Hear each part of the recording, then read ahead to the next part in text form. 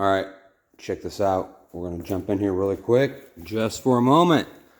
We're on 1978 MGB. His name is George. See these pins here?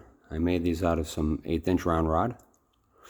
There is a keeper inside this pillar to catch these two, and there's a keeper inside this pillar to catch these two. They're separate.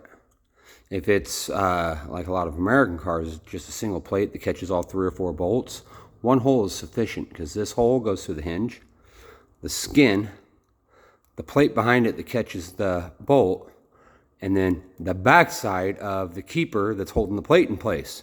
So you've got 1, 2, 3, 4 layers that you line up. And this happens in the metalwork phase before you hand it off to bodywork. You drill an 1/8 inch hole through everything when you get it planed, where it's set, it's gapped, it's planed, it's everything you want.